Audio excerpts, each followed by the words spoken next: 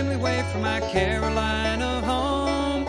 Had dreams about the West and started to roam. 6 long months on a dust-covered trail. They say heaven's at the end, but so far it's been hell. And there's fire on the mountain, lightning in the air, gold in them hills, and it's waiting for me there. We were digging and shifting 5 to 5, selling everything we found just to stay alive. Gold flowed free like the whiskey in the bars.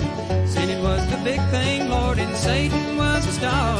And there's fire on the mountain, lightning in the air, gold in them hills, and it's waiting for me there.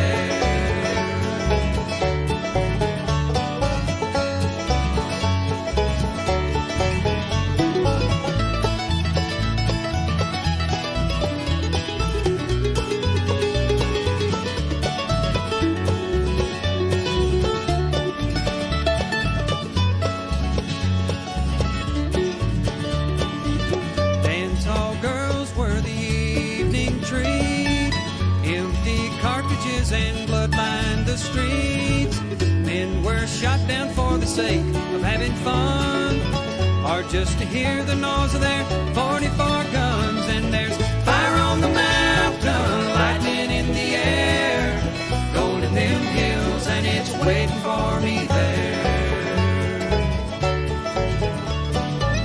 Now my widow, she weeps by my grave. Tears flow free for her man couldn't save.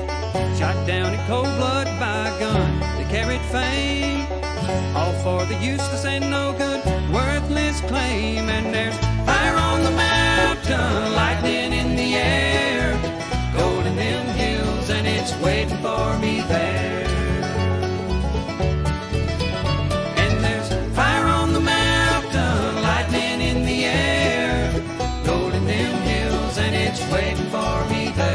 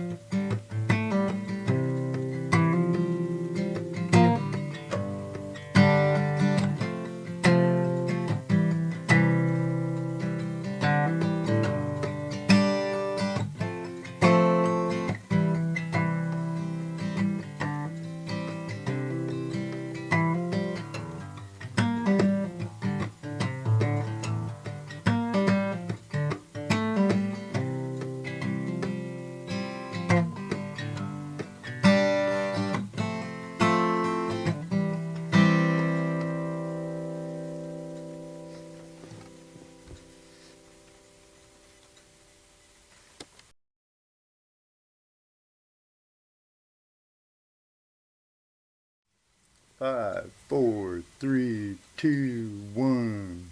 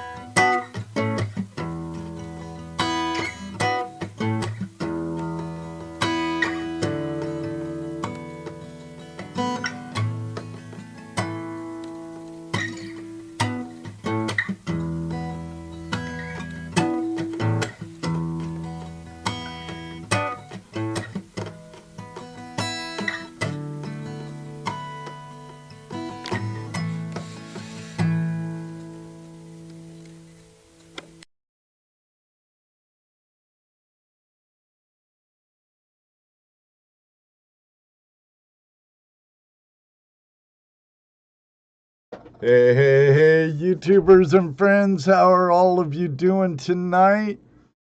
Absolutely awesome, I hope. I hope you're all doing much, much better than I. Not that I'm doing bad, but some of you know a bit of my past month. Oh, a lot of great people in the room. We got a great guest tonight with us, Sean. Sgt Whitey Discoveries here on YouTube and TikTok. You can find him over on Facebook, probably Instagram also. We'll find out all of that for sure, though, here in just in a few minutes. So don't go away. We'll be right back. Hey, YouTubers and friends, thanks for joining us for another episode of Tuesday Night Hangout Live with ToledoJess and I. Bushwhack. There'll be questions about that too. Oh, I'm sure. You very well might be. Pardon me. Again, just not being honest. I see HD Shovelhead and Brad Welch, our Aussie buddies. Brian Wells, Hey, welcome. what's up, Otherhead? Rainy Brad Scotty Welch. Tony. Terry Curry, how you Relic doing? Hunter. Oh, Relic Hunter in the house. I saw Tin Man was first in the house tonight again.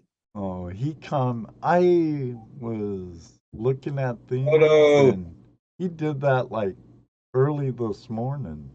Way to go, Will. Mr. Jonathan Lodak. Brewer, what's up? Ryan Wells, how are you? Welcome. Mr. Lodak, the world's greatest moderator. Good to see you, brother. Moto Mining. Just hanging out, Joey Brown. Yeah. That's cool. Good place to hang out. Sometimes. I think so. Sometimes. Most of the time. I'd like to think. Chris, how you doing? Construction Cronies. My friend from the Niminati community. What? I think I'm getting a surprise tack for my granddaughter. Uh-huh. Are you surprised? No. I shoot her away last week. I'm like, go. Okay, get in here quick. Yeah. Don't pull down my green screen. Moto, Ed's channel's fine. It's just his Facebook sucks. Yeah, my YouTube's fine. Hey, Fun with Dirt. Where are you, kiddo? You know how to crawl under there. He's lost in the green screen. Yeah. Here, watch out. You don't want to pull Papa's ears out. Okay, wave to everyone. Wave right at that thing, right there. There's another one too. Well, that one's not on anymore, but say hi to Sean over there. You'll see him right there. And Jesse. See my puppy? I want to see his puppy. Look at the puppy. Oh. His He's a little puppy. big puppy. Right there. See the puppy? He said, hi. It's my new digging buddy. All right, honey. You're getting big. Big. Yep. Don't knock down my green screen and stuff on your way out. Dirt Clod Melody texting. Welcome.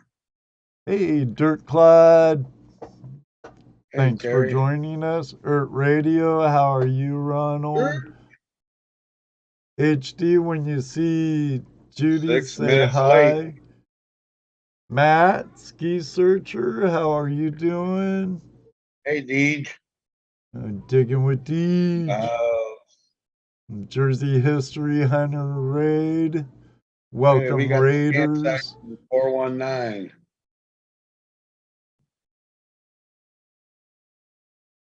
Kev won. Have you won? I think Ohio Relic Hunter is going to like what I have tonight on one of my Oh, I'm finds. sure he will. Oh, I'm sure he will. Yeah, you'll have to give us you'll have later on this evening, you'll have to give us a tour of your room there. Yeah. Mighty fine. Audra, good to see you. Audra. Kevin is the name, fellas. Man. Kevin, welcome from frosty British Columbia. Beautiful part of the country. Reminds me a lot of home. Looks like we got everybody, huh? Bacchus, did I get you, Bacchus? Oh, you didn't back us. Campsite 419. Is Outdoor Wally in here? I see him saying hi to him, but I don't see him. One with dirt. Yes, Ohio Relic Hunter, I've got treasure porn. It comes up every time, Sean. Every time. Hey, There's Wally. They throw tomatoes at us if we don't get any treasure porn up there. Oh, okay. Terry, We'll try to keep all the tomatoes away, buddy. Yeah, they're too expensive nowadays. Yeah. Yeah, looks like we got everybody. And I know the question's gonna pop up. Where's Dano? As you could see on the logo, Dano's no longer on it. Yes, he's still a brother. Yes, he will always be part of Flash in Your Pan and Tuesday Night Hangout Live. And LBPA. he knows he's welcome back as a co-host and room watcher anytime he can or want. He's just really tied up with a lot of things at work and stuff. Has his hands full. They got Dano doing 4 people's jobs right now. Yeah, if not 5. That guy wears a lot of hats. Chef, the waitress, the waiter, And the busboy. bartender, the dishwasher. Barback. Doing all at his job right now. You Of course, he name it. works with electric and other stuff, so building maintenance. But They got him going his bad. bosses need to pay him more. That's what I tell him. You're gonna make me work like 5 people, at least pay me for the price of 3. Ohio River History, how are you doing, Shane? Good to see you, buddy. Yeah, that's a thing. Hey, you guys, when you go out there prospecting this spring and this summer, really be careful out there. Take a buddy.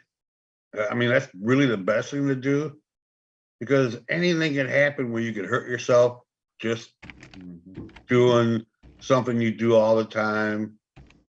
We got a buddy who got smacked and split his head wide open this last weekend. Digging for gold, just a minor slip can cause some major damage. Yeah, Croak to the top of the head. Ouch. Damon, There's a by West Coast yourself. Prospecting, he's been on Yes. before. He split his head right open by his crowbar. And like he said, if he wasn't wearing his hood for a 7mm wetsuit, Could've been way worse. that probably would have went. It's a lot more damage. Hmm. A lot more. Probably would have knocked him out.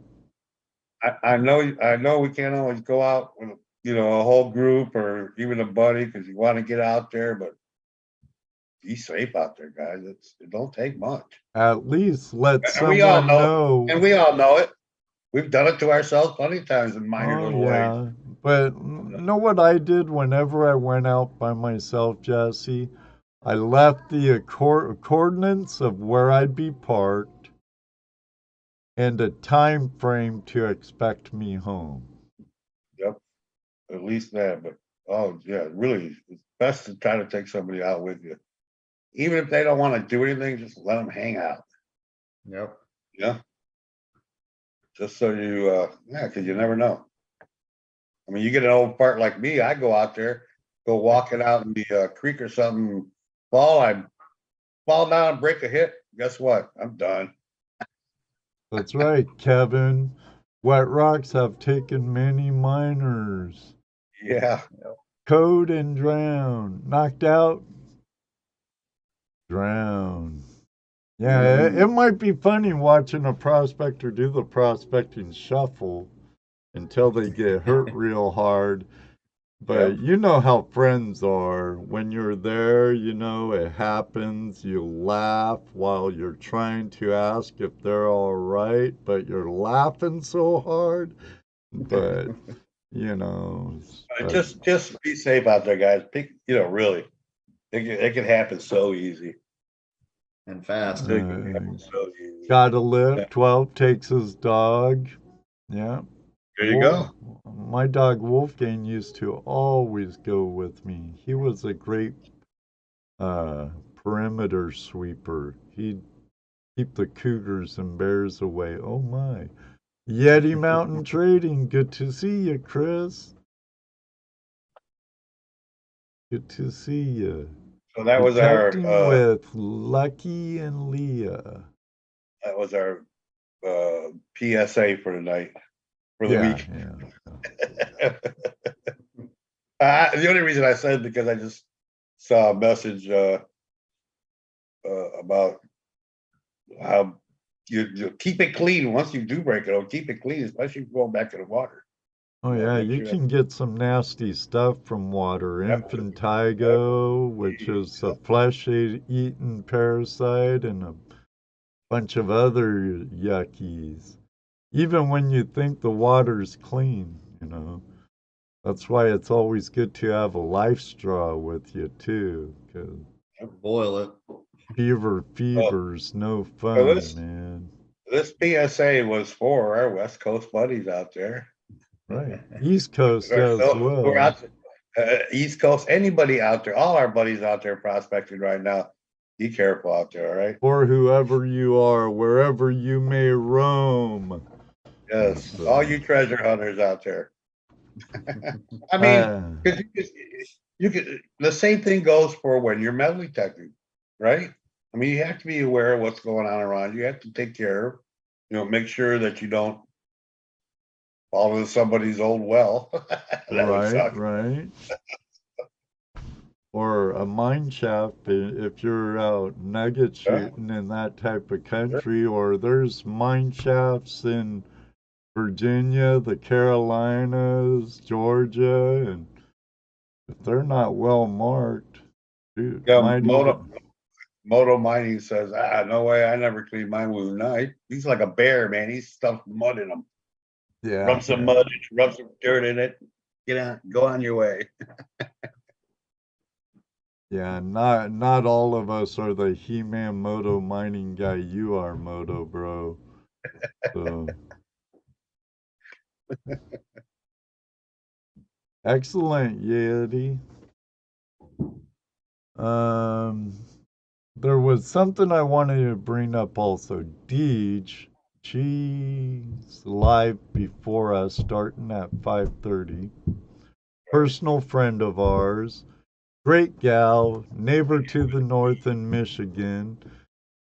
She had a very good live stream earlier today, all about researching and how to find newspaper clippings and stuff by a couple websites. I'm not going to tell you the websites, even though I know because I watched it. You'll have to go back and catch her replay because in prospecting, any finger of the treasure hunt in hand, what is research, everybody? Number one. I would say about 90% of the battle is Yeah. research. Research. So do me a favor, do you a favor, especially if you live in somewhere where now's your off season. Some of us aren't fortunate enough to live in Arizona or Florida and stuff where it's warm and comfortable this time of year. So we use this time of year for our research. Check it out. Leave a message. Tell her Ed and Jesse from Flash in Your Pan and Tuesday Night Hangout Live sent you. Bet. What was the other thing? Oh yeah. EPA. So today I saw a video today. The EPA is being sued, and again, this lawsuit is like, I want to say, almost 20 years old. It's finally getting to the Supreme Court, and I'm thinking that they may actually get some headway because it's about taking, you know, when you think of the EPA, you kind of think of the overreach. So this is what this is about. They're trying to delineate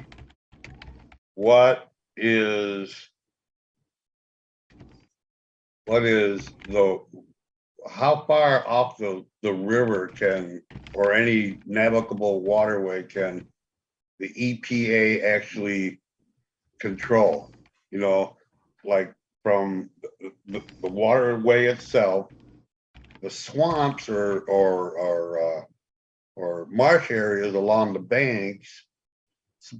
But the argument is, how far can they go inland? Well, the EPA can't answer that. It's kind of a there's no real distinct line or anything. So they're finally going to go to court. I'm getting. If you want to know more about what's happening there, this gives a little bit of history. I just put a link in there. I hope I did. I think I did. Does that look like a link to you, Ed? To that video on YouTube. Check it out. It was pretty interesting.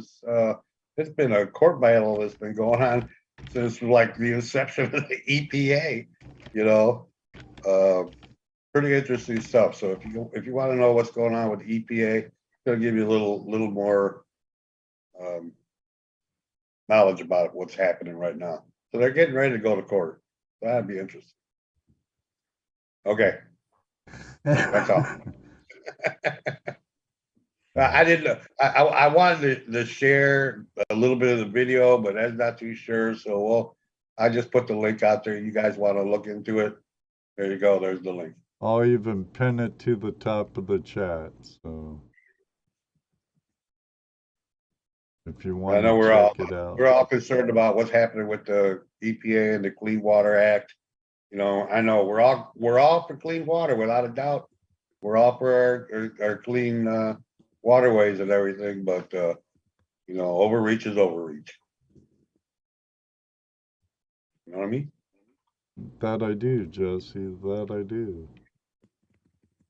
So other than that, not much going on here. What about you? You're supposed to get some wicked winter this year, so Oh, so far it's been pretty mild, and I can't complain one bit about the weather I had over Christmas vacation.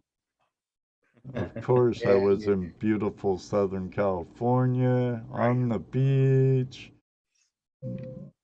But, you all know the reason why I went. Not the best reason in the world, but, would have been better to have different circumstances. But the weather was great. oh, you know what? We forgot something. Oh, no. We forgot to say hi to our lurkers. Oh, yeah, because we do love our lurkers, too. Yes, and Hey! house. Yes, we love our lurkers. ECP changed his name. Coins, honeybees, and gold prospecting. ECP's Honeybee. variety channel. How you doing, buddy? Good to see you. I've got Say hi in to this. Tony and Milo. What? Oh yeah, and hi lurkers. I've gotten into this habit. We go flea marketing and stuff. I wind up coming home with honey. I got so many jars of honey. That's okay. I like honey. Chris at ECP also does some pretty good live coin auctions if you like collecting coins. I'll tell you, a lot of his coins are very good grade for the most part, so just letting you know. Just letting you know. And you know what goes with good grades on I got a little coins. information for ECP. He might be interested in this. ECP, check out Curiosity Incorporated. This dude buys and sells. He just bought from an estate a ton of coins. He's gonna be putting them up for auction. Check him out. Curiosity Incorporated. I don't have his link. I think I might type it be in, you'll find it. subscribed to that guy. Yeah. Curiosity Incorporated. Yep, I think you are. Remember you say something. Yeah, but he just tons and tons of silver coins. He paid like $2,000 for, I want to say 2 totes, a couple boxes full of, like coin sets, coins and just boxes of coins in sleeves, lots of old stuff. Who's gonna make out? He's gonna make out. Yeah, it's amazing. But it's all going up for auction. I thought maybe ECP might be interested in that. He likes to deal in coins, so. No, not yet. I saw sheets of, and now he's Canadian. It's a lot of money. I mean, even bills, just books and books of foreign money, American money, Canadian money. But sheets of barbers. I mean, just all in Sheets and coins. sheets, huh? I do have one little announcement. If anyone knows Banshee Mining, Julie, she's a really good woman and fellow YouTuber and prospector from the motherlode country of California. I believe it was her leg or ankle she broke. Please keep her in your thoughts and prayers. We greatly appreciate it. Yeah, I believe it was her leg. Steve I will think so correct too. me. Or unless I find her text to me first. Welcome, Ram Detecting. DNL yeah, Treasure. her leg. She broke her leg. So, I hope she didn't do that doing the prospector shuffle. Drum Detect, good to see you. Drum Detect. Ram detecting DNL treasures. Mosey on in, grab a seat around the fire. It's nice and warm. I'm going to open if you feel like it. It's bring your own, so I got my coffee. Got mine. All right. Oh, your puppy's name is Stone? Yes, sir. Like Sly in the Stone. Yeah, if he'd have been a silver lab, I might have named him Silver, but he's a charcoal lab. Not a chocolate lab? No, charcoal. What's the difference? He's between silver and black. So See, I had chocolates, yeah, beautiful chocolates. And I also had a white lab. I had a black or a chocolate boxer mix. He was probably one of the best mixed lab boxer I'd ever had. He was so, I could tell him to lay down and he wouldn't move until I called him over to move. He'd stay there for an hour if I wanted him to. Well, you notice my dog hasn't bothered me since I told her out. Yeah. Yeah, he was doing that this morning to me while I was working. It was getting pretty rank. Yeah. So we've got you. Has he been on before, Ed? No. No, I was trying to remember if he's This been on is before. the first time he has been one of our victims. Yes. Yes. First time. Yes. Glad to be here. Glad to have you, Sean. Thanks for joining us. Well, thanks for thinking of me and inviting me. I appreciate it. This is weird. Uh-oh, what's weird? I just got a message from Troy Johnson. That can wait. That can wait. Is I it know, but about the show? I can't chat in the show. I don't think it's Troy. I don't think it's Troy. If you guys know Troy, I don't think this is Troy. I think this is someone who acted as. Well, at least they did it the smart way. They didn't change their name to some supermodel's name, like the person that did mine and put on a picture of her. At least it wasn't some. And the reason I say Everybody's that, beautiful in their own way, but I'm glad it wasn't some total hideous witchy poo type looking thing. But still, I'm not happy at all. In reality is, yeah. It probably is. Well, I got a friend request from him last week, I think it was. Oh, Yeah. Be careful. I know it was cloned or totally hacked and he couldn't sign in. Right. So Actually, this happened right after yours got done. So I responded to him the day before Christmas. I said, just got a friend request from you. No comment back. Just now got one from him. He goes, you got your comment on the post. You got Cash App. Why would Troy ask me that? he wouldn't. He Right. wouldn't. Bye. Yeah. Block. I need a post on Facebook to let everybody know about. I thought I did. I might have already. Yeah, be careful out there. Might have done that in the prospecting family page. Be careful out there in Cyberland. A lot of Yeah, monsters. you guys. Yeah, really, man. It's so easy to do too because you'll get a friend request from somebody you know.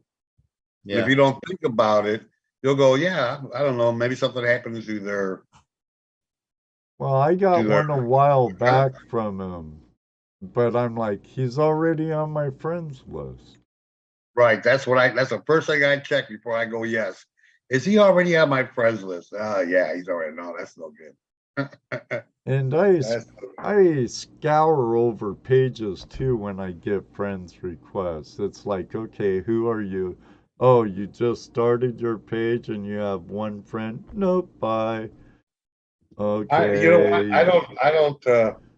I don't envy people who are moderators on Facebook pages, even though I am one, because dude, that's a lot of time you got to sit there. You get all these requests to join the page, and you can blindly go sure, you know, accept all, but then you wind up with these people from somewhere else in outer space somewhere wanting to sell you whatever they're trying to sell you. And your page ain't about that, you know. So instead of that, I have to go through and manually look at their pages. I believe we have a first-time viewer in the room tonight. Diggin' Dixie. Welcome. I follow you on TikTok, and I believe I'm subscribed to you here. How I found you, I believe, was on TikTok. But I don't remember ever seeing you in our live chat. Welcome. Ooh. Always nice to get new people in here, come into the chat room. When we get new people, I see our numbers are growing, but our numbers aren't growing in our chat room. You know? Come on, chat room. Jared out. I can't no more. It kicked me off Facebook, but let's get to our guest, Jesse. We're 30 minutes into this, and he's been totally patient, chiming in here and there, which we encourage. Yes.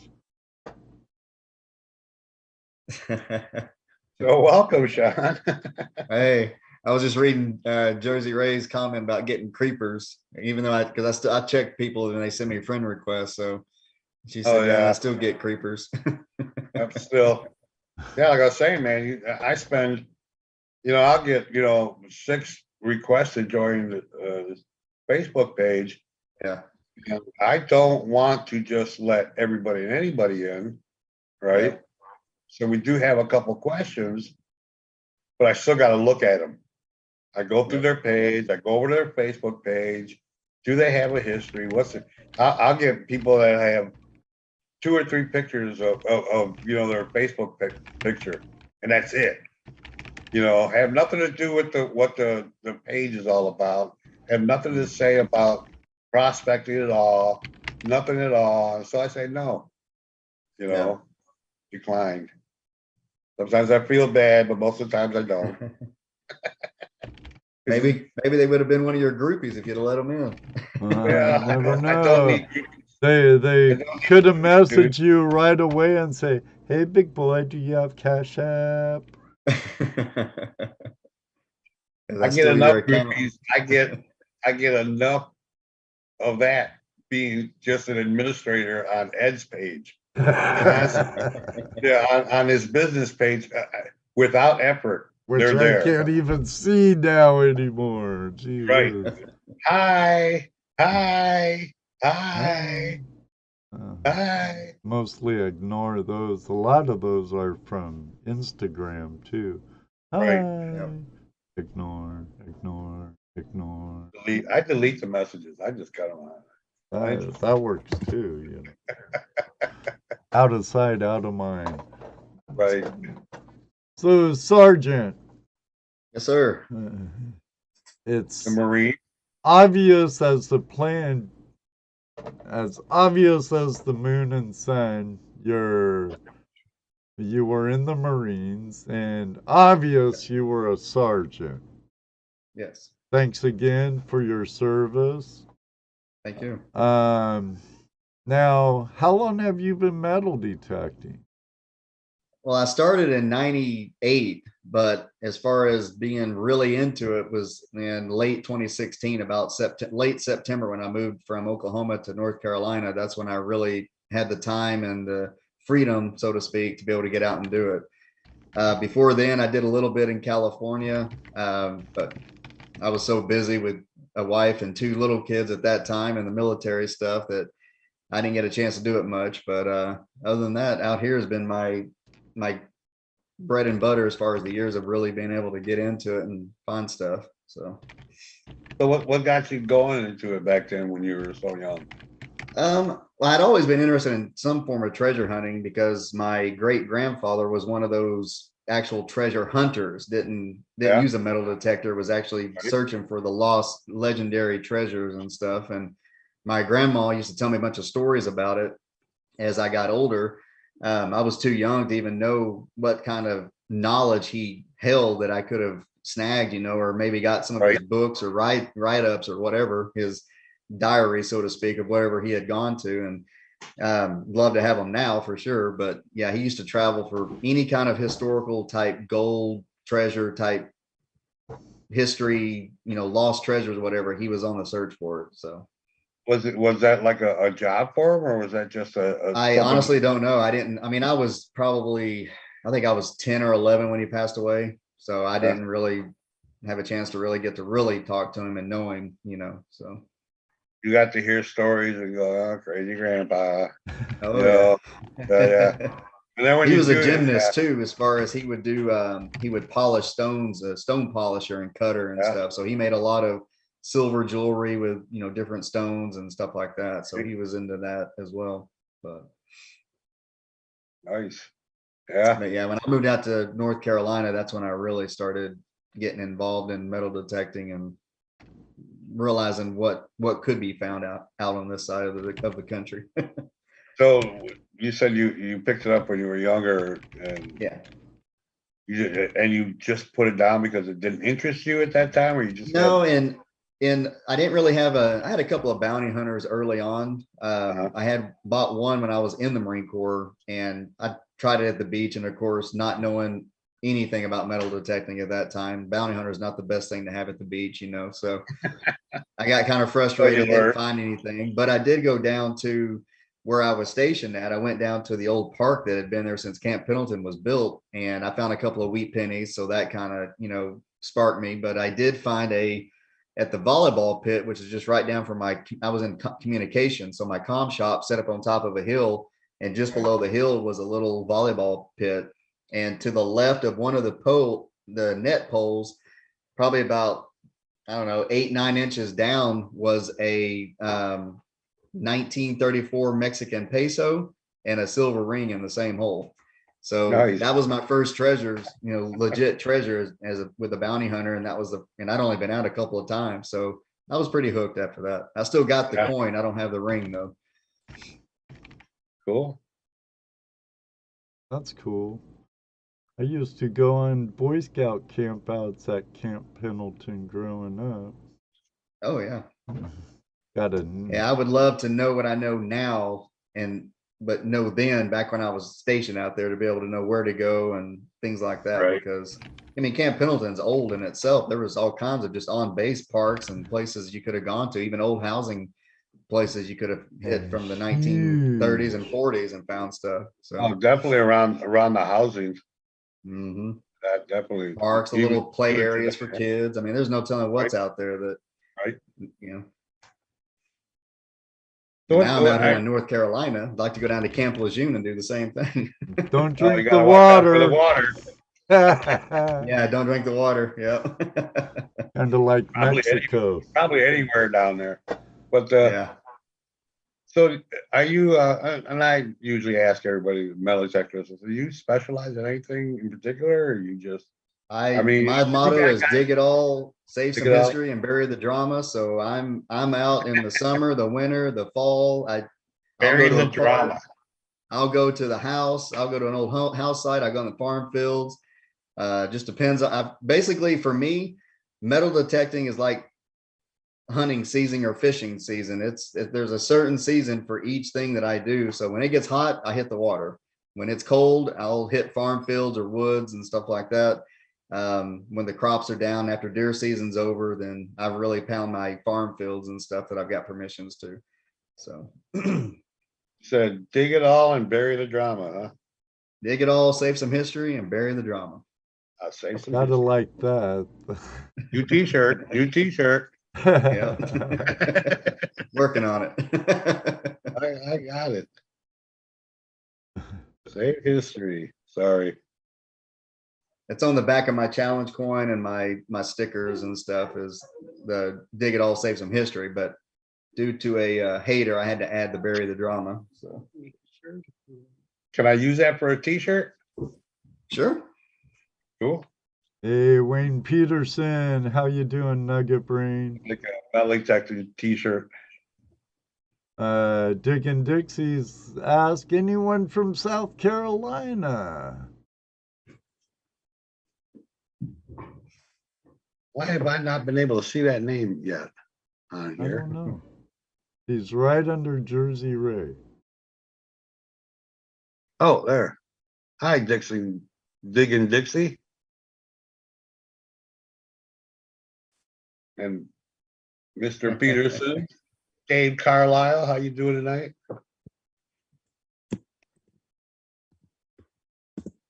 So what are your plans? You got a YouTube channel. What's that? What's the name of that? I've actually got two because the one that's got the most followers have actually been flagged because of racism because of my Whitey nickname. So Oh no. So I changed it and it didn't fix it. So I changed it to Sergeant's Discoveries. But because the original flag was put on my original name, Heath Jones, a good buddy of mine, he's the one that told me that. He goes, once you're flagged, you're flagged. I mean, you're not gonna be able to go any further with your current account. He said, you're gonna have to create a new one. So I did create a new one. I've got one video up and it's dig it all, save some history. But like I said, I kind of transitioned over to TikTok after I got basically shut down, you know. Right. So Dig it all, save some it kind of was a blow in the hit in the gut, you know, and kind of took the momentum out of me as far as YouTube stuff. I mean, I've still got my iMac and my program that I use, but it's just so time consuming that TikTok's easier, faster, and you know, it's 3-minute videos. I can go live if I want to now. So Yeah. Guys, how dare you use your white privilege? yeah. Well, you now have 23 subscribers, and I'll get that link in my. Yeah, get that link up there. I'll get that link. I mean, my old My videos are still on my description. original page, and I was going to transition some of them over into the new one just to have it. But like I said, I kind of got the breath knocked out of me a little bit and decided to put a hold on TikTok stuff or YouTube stuff because of their policies and stuff, the way they handled my account. So Yep. I do that a lot.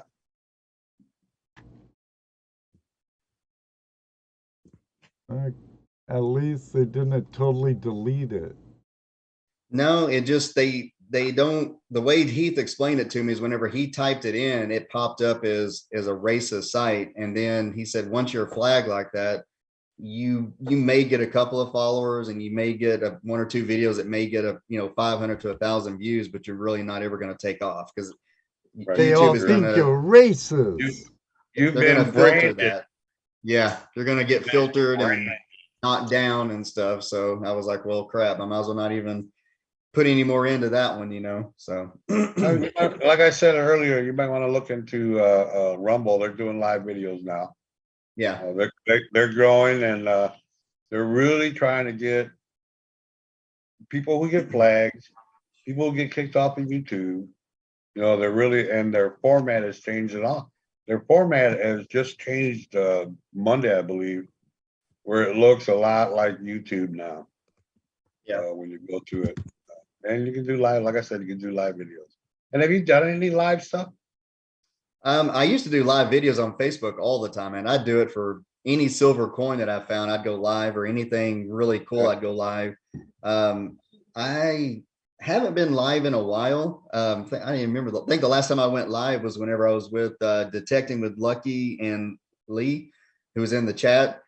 We were up at Harper's Ferry, and that's when I dug that rare Ohio breastplate, and he did a live video for me up there because our phones weren't working, and we had to use the homeowner's Wi-Fi because of where we were at. So, but yeah, I knew I had a breastplate. I just didn't know how good of one I had until I got it all cleaned off, and I sent it to a buddy of mine, and he said it was the rarest Union plate you can dig. So It's the 9 on the list of all plates, and it's the number 1 on the Union side. So there's 8 Confederate ones above it, basically. Wow. So Ed put the link into your other channel. oh yeah, got it. Well, there it is, guys. If you want to go check that out. Yep. So since you're not going to be building up your YouTube anymore, I may get back into it. I just haven't. I just kind of put a hold on it. I Well, guess if that makes now, sense. do you make all your TikToks on TikTok, or do you make them in an app and upload them to TikTok? The last 2 videos I did, it's a Tap Cut, I think is the name of the app, or Cap Cut is the name of it.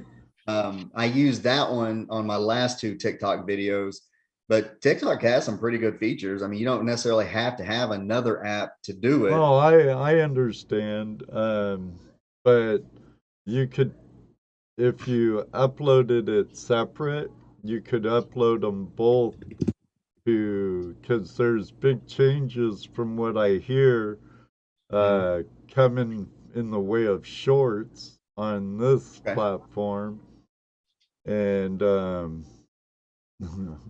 lot of long content creators like me with live streaming might not like it, but I'm starting to do shorts because ask Jesse, almost everything I have for long format since I've started this show pretty much is in editing. Yeah. And we're June will be doing this show for 6 years. Oh wow. So And there's he's a been long editing time for of like stuff for editing to be piling up. about 8 years or so worth of editing. Probably because, I think the longest time I have in one video was over 36 hours of editing. And Wow. I wasn't pleased with what I worked hard on it, and then I'm like, that's all it's getting? Oh, man. That's how I was feeling. I'd work, like you said, 24, 36 total hours on it just while I'm sitting here at my desk, and and get maybe 1,000 or 2,000 views, and it's like it's not even doing what I was hoping it would do, So, but Right. a lot of metal detecting stuff is so saturated now. Everybody's doing something, and it just floods the. It's nothing against anybody doing it. It's just there's so many out there already doing it that it's hard to keep up with everybody. So, Well, it that way is with every niche. Right. Yep. And it is in a sense that for you, it seems saturated, but for the new person coming in, the new kid wanting to learn about it, there's not enough, That's true. So I still, even if you've been doing it for a while and you haven't put out a how-to video in a while, because things have changed since the last time you maybe did something, now you do it different. No, it's an opportunity to do another how-to video that could give you a little more traction, Exactly. with it, because there's people coming in all the time. I mean, it's not like the people that are doing it are the only ones that are going to do it from now on. So you got young people, you want to bring them in. So that's one way to do it, I think. Do some fresh how-to videos, you can even do something like, I used to do it this way. You can go back to this video and see how I used to do it. Now this is what I do because I've learned this is better. Just there's always room for error and room for growth. So right, there's always room for teaching. Also, because that's for me, teaching helps me grow. I'm sure a lot of people that way. So anytime you get an opportunity to teach little kids something new. Hey, I love teaching them how to gold pan. That's always fun. And like I said, it may be boring to you because you've been doing it. It may be boring to the rest of us because we do it. We've seen it. But it will not be boring to the new person who's just wanting to get into it, wanting to learn. Here, they got somebody else to look at. Oh, look. Sean does it this way. Aqua Jigger does it that way. You know, this person does it another way. Well, that's how I learned too. I watch all these different people and figure out my own way. The hell with them. So we're not gonna. So what are you planning on? How, since you don't feel you can carry YouTube any further because you're not gonna be you're not monetized, right? No. Oh yeah. Oh, you're not. Mm-mm. Oh. So it's not about making money. No, I don't. I mean, it'd be nice, I guess, but I haven't put that as a focus. My focus is to basically dig as much history and stuff like that as I can while I'm able to metal detect and stuff. And, you know, if something, I was sponsored by Whites and things like that, you know, that was a great honor for a short time before they sold to Garrett. But other than that, I mean, I just like getting out there and finding stuff that, you know, I love going to places that people have already metal detected and just try to find what they've missed. I think that's more of a challenge to me and more fun than to go out and, I like virgin sites, don't get me wrong, but I love the challenge of going out to a spot that I know has been hit. And where I found that Ohio breastplate, it had actually been hit several times by several different people. And us three that went there, we were pulling stuff out all over the place. So I don't know what they did wrong, what machines they were using, but they missed a lot. Yeah, I was just going to ask you about that. Do you think it was because the machines you were using? Do you think maybe it was because of your experience that may have helped out more than anything else? I mean, because I don't know. I mean, I can't judge an individual and how they metal detect. I know I can only go off what I hear, and that's what I tell all my buddies who sometimes they get upset with me when I find something good. I'm like, you know, we're all using the same machine. We have the same setup. I just happen to walk over it and you didn't, or maybe you did walk over it and you didn't like the sound. I dig some crazy sounds. I dig some iffy targets. I dig some scratchy targets. I dig some solid targets. And I found it very, how would I say this? Some of my most amazing finds have not been a solid hit. That Ohio breastplate was about 11 inches down and I barely heard it. I mean, and I was using the big coil, but it was just a faint high tone and I could hear it. And I was like, there's something down here. And so honestly, I thought it was going to be just a big piece of iron, to be honest, you know, until I got down there just because of how it sounded. It just sounded like a big iron piece is like deep iron. Thinking what G says, experience knowing his machine, which is what I preach all the time. Yep. I and that's what I tell everybody too, is, you know, you're only as good as what time you put into whatever machine you're using. You can find something with any metal detector. It doesn't matter what it is. It doesn't have to have all these bells and whistles. It could be just a generic, basic, turn it on and go machine. If you don't know your machine and you don't know what certain things sound like, you're not going to find anything until you start digging all of those signals and being able to put in your mind, okay, this is what a nickel sounds like. This is what a pull tab sounds like. This is what a dime, a quarter, a silver ring, a Civil War bullet, whatever it is, until you start putting that training in action and learning yourself on that one machine before you move on to a bunch of other machines. Because it's not jumping from this machine to that machine to that machine to this next and newest and greatest machine that's going to help you find stuff. It's what you can learn with the one you currently have is what's going to cause you to find stuff. That's what I've always said. I could swing the same machine for the rest of my life, and I'm going to find probably as much stuff, if you know, as much as somebody else is going to find using 5 different machines over a 5-year span because they keep buying the latest and greatest one. Sorry, I'm too poor to buy the latest and greatest. But every manufacturer thinks theirs is the greatest. I don't care what it is, from dredges to whatever.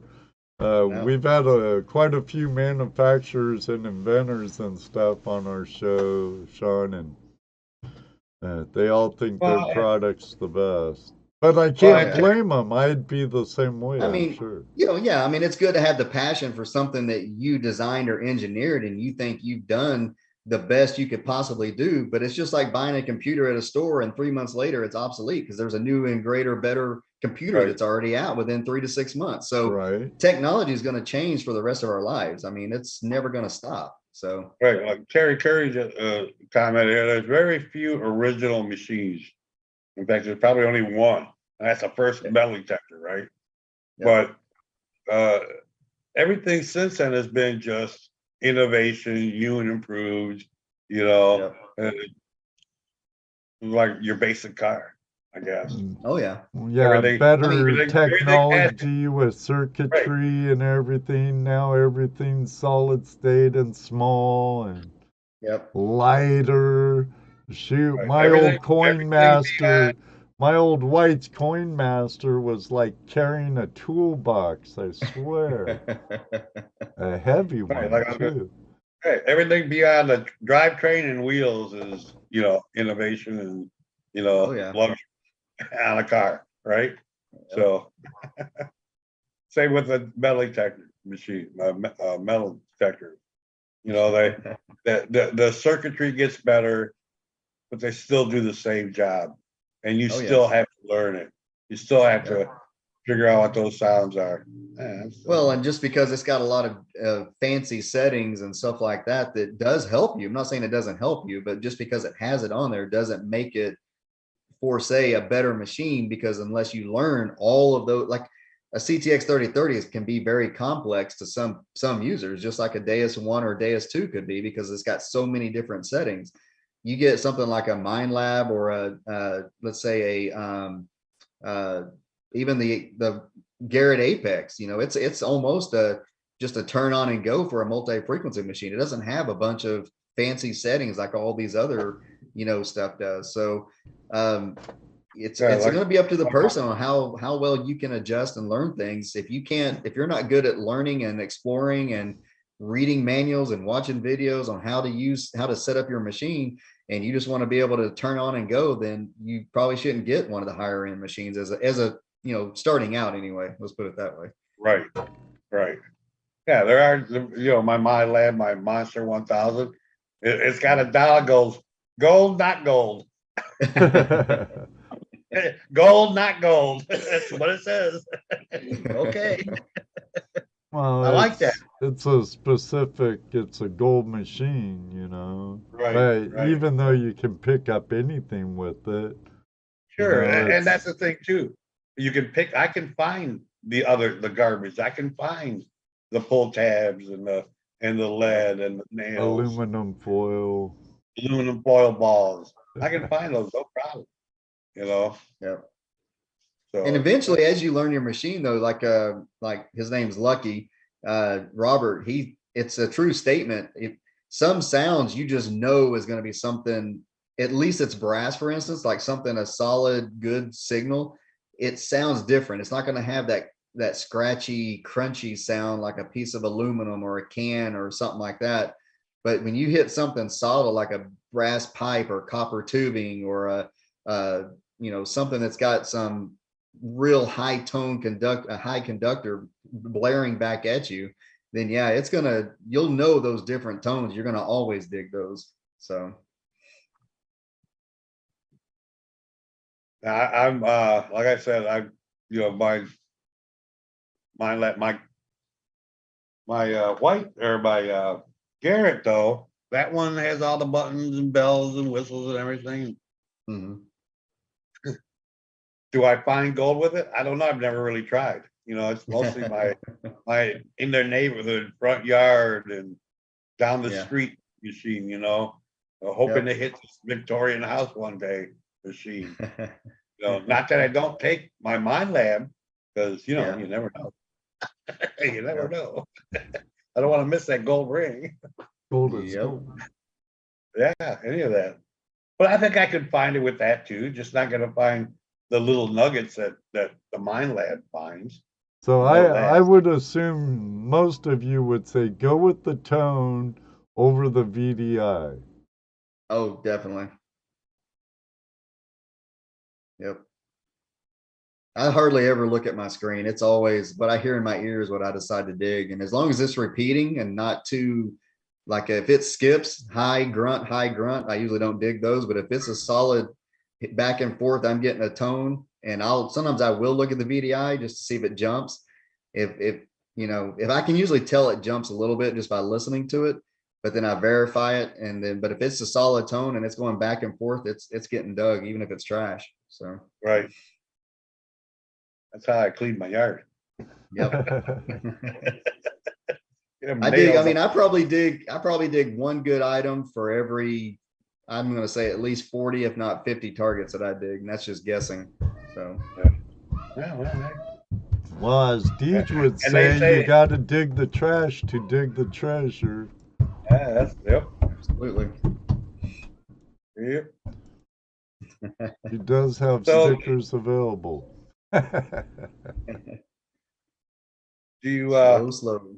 Yep. do you have any place that you'd like to go that you haven't that you would really I definitely want to cross the big great pond and go over to the UK, Europe, somewhere over there in England, and find some. I need something older than 1600s or 1700s, which is about the max you can get over here, unless you get lucky and somebody brought over some 14 or 1500s coin with them and lost it. But my oldest thing is probably a trapezoid buckle, which dates into the late 16, early 1700s.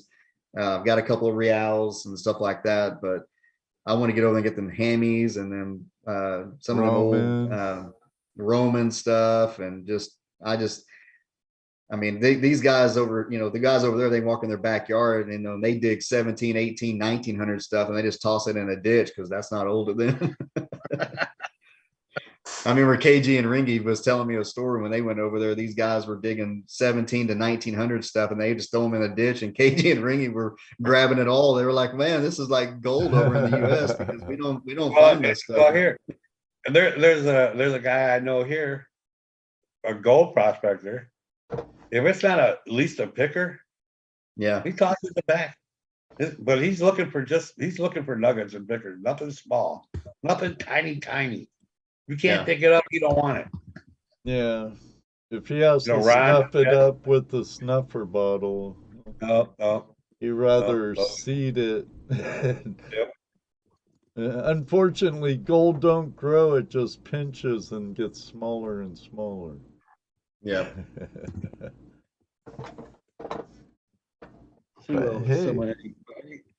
Anybody got any questions in here? Yeah, if you have any questions, feel free, ask away. Make our job easier, and we'll relay them to Sean. I still have my treasure coin to show off. So yes, Wow, really? Bill. You need to come to Ohio. My oldest coin is 1652. That's old. That's what I was saying. I responded back to him. There are cobs that can be found over in like Virginia, East Coast Virginia side. There's people that find cobs all over there all the time. And then you go up further up north and you start getting into like the pine tree shillings and some of them old first US coins, and then the reals, of course. I mean, those are old, but we get them. North Carolina, the way I always tell everybody, it was kind of like the redheaded stepchild. It has history, but it's not as much as South Carolina and North Carolina or Virginia. I'm sorry. It's like we got little spurts of stuff. So I know that in the early days, the United States, the states had their own, even some of the banks and towns had their own money, paper money. Yeah. Did they also stamp out coins for these? Yes, a lot of the colonial states had their own state coppers. Like I dug a Connecticut copper about 3 years ago now, but they got a lot of the original 13 colonies. Most of them had their own state copper coins, like a large cent. So, and that'd be sort of like a bank token also. kind of, yeah. I mean, but each state had its own governor, so to speak. So they had their own monetary money or whatever, coins and stuff, kind of like the Confederate had their own money whenever the Civil War came in. So each state was almost like its own little country in a sense back then. I guess they didn't really have, because they used the reals up until, I don't know, probably about the late 17, early 1800s when they stopped. Yeah, well, a lot of Spanish silver was used on a global scale for commerce. Yeah. So, I've seen some that are stamped with Asian stamps and stuff, and all Yep. kinds of cool stuff on some Spanish coin. Yeah, I've got a, counter stamped large cent that has the merchant stamp on it. It's pretty cool. I dug it at where I dug my rare North Carolina button. Now, what's your very favorite find so far to date? It's going to be probably a toss up between 2 to 3 items, and they're right here in the middle of this case, to be honest. Maybe 4, because I didn't bring my Revolutionary War bar shot is over in my case. I'll show it later. But let the camera get caught up here. That top one is the rare Ohio breastplate that I dug up at Harper's Ferry. And then I don't know if I got my camera right. In the middle is my fork tongue Confederate plate, and then in the center in that circle is my rare North Carolina button. That button is only one of 8 known to exist. Wow. I'm trying to get it back over, make sure I'm waiting for the video to catch up. There we go. So, and then I've got just a regular US buckle and a US box plate that I found nearby at the same location together. They were probably about a half a mile apart. 2 bat wings, and then, like I said, a military buckle, and then a Confederate clip buckle. And then when I went to one of my DIVs recently, I dug a pistol mold. So this one was carried by a Union officer, and I had it electrolyzed and restored. You can see the holes in it. So, but I was hoping to be cool if it had lead in it.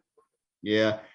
So that was a U.S. officer, and then, like I said, you won't be able to see it till I take the camera over, or the computer over there. But my Rev War bar shop was found in Virginia near Yorktown, and it was probably used in the Battle of Yorktown. So to find them in the farm field is pretty rare, because they normally shot them into the ocean to dismantle the rigging and the mast of a ship, so they could either just disable it to kill it, blow it up, or to, board it and take it over. Bill says he'd be happy with Bill, Ohio relic hunter. He said he'd be happy with a bat wing, and Jersey Ray Diggs said, I'd be happy with the display case, Bill. Right, Jersey Ray? Now, we often ask, don't we, Jesse? Well, I don't know. What are you going to ask, Ed? I don't know. I'm involved. You might be asking something weird for all I know. What is the scariest experience that you've ever had while you've been out treasure hunting? Probably walking in the woods in Virginia. That's about the one I can think of. Well, I've had 2, and they both involve nope ropes. But I was walking in the woods in Virginia, and I had 2 different types that were non-venomous, but they were the blue racer and a black snake.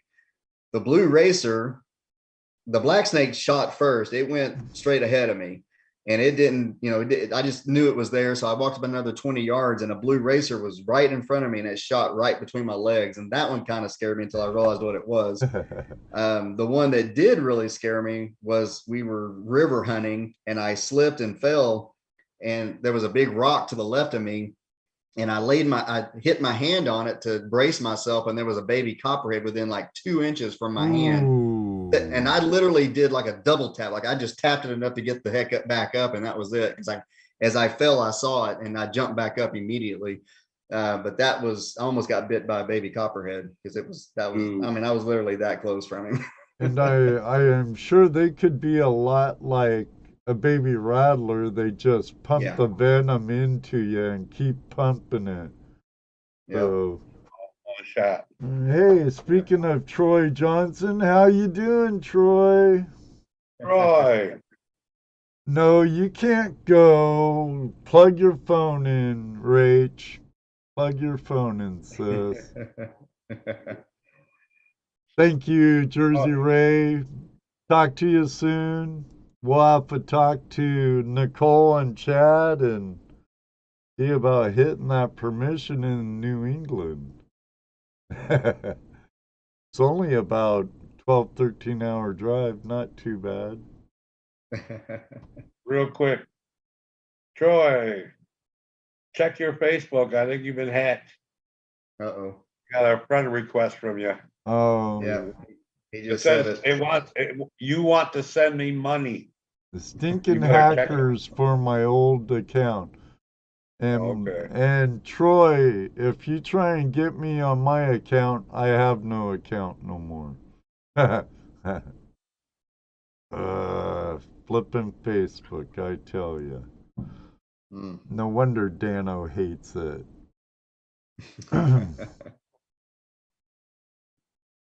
So, you've been detecting for quite a while. You've military man, snakes, What was your pretty MOS? scary. Yeah, I John, what was your MOS? thought he told us his job. Oh, right. What's that? Communication. That's right. Oh yeah. Yeah. Currently I'm working for Verizon right now as a contractor, but I'm looking to get a full-time job again soon. But Okay, Troy. Okay, we know you want to go across the pond, so I don't know if that question would fit now. But let's Well, do it try it anyway. Go ahead, Yeah. Jesse. Let's do it anyway. No, you have no limitations, no boundaries. Laws don't stop you. Money is Okay. no problem. If you had any place you could metal detect or a treasure out of any kind, where would you go? In the US would probably be Gettysburg. Oh, anywhere. Mars, That's for right, all I yeah. care. Oh, okay. Well, I'd probably stay in Gettysburg because there was so much Okay. history up there. There's so much in Right. that ground. It's probably And never you'd be been able to done. get, yeah, you'd be able to get places nobody else can get to. That's never been Yep. done. Yep. Wouldn't that be cool? Wouldn't that be cool? I think if I was to win the lottery, I would try to buy a section of Gettysburg from the government if I could, just to metal detect it. I'm sure the city will sell something. Yeah, I'd give them some money. Yeah. Thanks, Troy.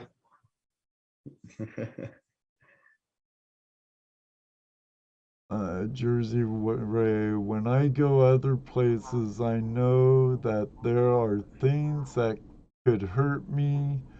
In my county, there are no poisonous snakes, bear sightings are rare, and the like, but I forget that when I go other places. Yeah.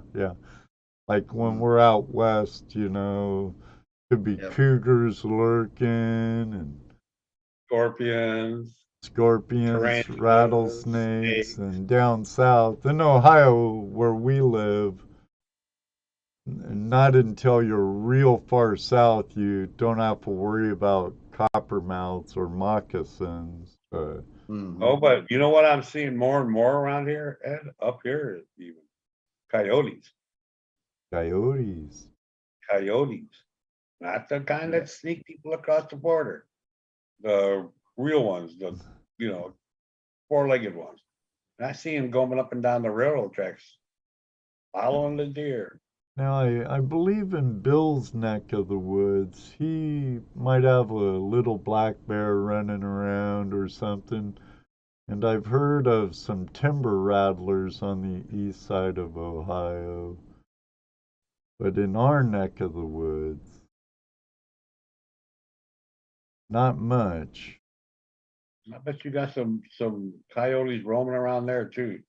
Oh yeah, but we have a lot of redneck farmers that shoot at them. Okay, there you go. Yeah, coyotes you got to be careful for. They're sneaky little boogers. They'll come up behind you and try to nip your ankles to disable you. Dude, I just saw a video. I think it was on Telegram, I believe. If you've got coyotes in your areas, do not tie your dogs up. Nope. Do not tie your dogs up. Your dogs are helpless. If they get a couple coyotes on them, they can't run and hide or get away from them. Yep. Yeah. Bill says, yep, copperheads, coyotes, and the only cougars we have are at the bars around closing time. Oh, Bill, you're always good for a laugh, buddy. Well, that's because he's out hunting cougars. So he can know that. I got me a cougar. I kept her. She's older than me, but she looked younger. There you I have a joke go. with her about it all the time. Ain't nothing wrong with a good cougar. Oh no. Hey, You're not a cougar. you don't need to say that. Be careful Fighting for that words. frying pan, Jesse. Yeah, don't get it right now. Usually has Gonna heat it up poison first. eggs, but for some reason, not my. Oh yeah. Troy goes, I have to pick up the busted. campaign for. So why don't you go ask and give us a little tour of your All right. treasure room there? All right. Hold on. Get y'all here. Okay, you guys. So this is Family. the one wall right there. Got some buttons and my certificate for my US plate getting restored, and some other buttons, flat buttons, some colonial and some older stuff right in this case. Some of my more ornate buttons right there in that one. And then let's see if I can flip you guys down again like I did earlier. Yep. Can you guys see that, or is it still? Oh, we got Yeah. you. So that's my treasures. There's some colonial stuff, gun parts back there, some locks, some Civil War frags back around the back row, locks. There's some coins. There's I don't know if you guys can see the reals and the seated. There's a cap bust half Is dime there. that center box? Yeah, the one in the center, the Mexico coin, that's the one I dug out in California, my first silver coin up there. If you can see the little box on the top. Yeah, the top box. The one underneath has got the reals, all right. Yeah, reals and seated and cap bust and my trime. Mm-hmm. And then there's that bar shot I was telling you about. Wow. And that fuse to the left is called an Archer fuse. It's a very rare fuse. They're not easy to find. And if that piece wasn't broken, it'd be worth about $600 just by itself. Wow. And then I don't know if you can see the spur, but that one in the middle, the big one, that's a Confederate spur that was repaired during the battle or something like that. He's got a piece of iron stuck in between the two pieces there that's broke. And then the one on top is a Union one, and they were both found in the same field. So that I found them in the same day I was out there. That's And cool. over here is more of just odds and ends, arrowheads, tokens, just little whatnots. You can kind of see my arrowheads in there, some of them. Ooh, I like Oh, yeah. arrowheads. Let me open this up. You see it better now? Oh yeah. Very nice. That top, Oh, nice axe. that axe I found in New Mexico when I was about 12 years old. My grandparents lived out there, and that's where I started arrowhead hunting, was out there. Nice. Back in the back is kettle points. That comes from like New York area. So those are about 1600s, those kettle points in the back. Sweet. And then this was all from just about one area. I found an old military World War I, or I think it's World War I military facility that just in a random farm field, they had an old airstrip out there, and all these buttons are out in this field. Oh. And then here's some more, just some World War I and II Army stuff. And that's actually a real dog tag that I found in somebody's yard. I found the gentleman, he passed away, and I'm trying to get in contact with his two sons, and I haven't been able to get a hold of neither one of them. So they haven't responded to me, but I'll keep trying. Yeah, keep trying. And then this case right here is empty, because what I do is every year I start fresh with a clean case. And so I haven't even filled it up yet. So Already. and then there's my rings and stuff are over there. But that's my relic room. I'm a lot So like you, Jersey Ray and Bill. in bags and boxes. Bags and boxes, or I give them away.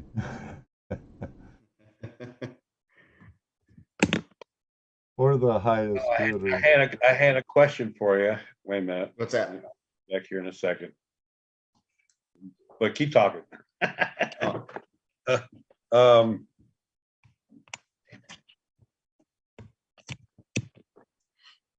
Oh, so one of the things that I've noticed when talking to a few things I'm metal detectors. First of all, they're sometimes sudden love for history, right? But I've never asked, and because I go through it myself when I find something. What's been your most bizarre theory that you thought of when you find something like, oh, I wonder how this got here? What could have happened that made this piece be here? Like when you first showed the stirrups or the from the north and the south, right, in the same field, right? Yeah. But the first thought in my mind, I wonder if these guys fought each other. Exactly. Yeah. That's so I'm wondering what's been like your weirdest, or maybe even something that you thought of and it actually was happened. I don't know. Yeah. I mean, a buddy of mine actually found a 2 real in the middle of nowhere. And that was like very puzzling as to how it got there, because there was nothing nearby that old of a coin should have been there. So the land's old, don't get me wrong. Either that or somebody newer, like more modern in maybe late 18, early 1900s, just had a real in their billfold or pocket and they carried around it because it was pretty worn. I mean, there was like 2 spots on this 2 real that indicated what it was. Other than that, it would just look like a slick silver. So good chance it was maybe somebody's lucky coin, but just the odds of a 2 real being where this coin was found was bizarre. So for that, I witnessed it because when I first saw it, I thought it was just a punch out. That's what it looked like. Just an electrical box punch out. It didn't look like a silver coin. Right. As far as for me, man, I can't think of other than maybe the bar shot but we were close to, Yorktown, but it was in the middle of a farm field. And I actually picked it up and walked it about 100 yards and put it up next to a fence because I thought it was just a big piece of iron. I had no idea what it was. And I got about halfway back and my inner thoughts hit me and said, you might want to go grab that and go live, dummy, because it looked like a cannonball. When I first dug the one in, it looked like a cannonball. So I walked I walked all the way back over to pick it up and walked back to where I dug it. And I went Facebook Live and everybody started chiming in. It was like, dude, you just dug a bar shot. And I had no idea what a bar shot was. I had to Google it myself. Because there's also called a chain shot as well. It's just a chain in the middle of like a cannonball that's been cut in half, and they weld to a chain in the middle of it, so it spins just like the bar shot does.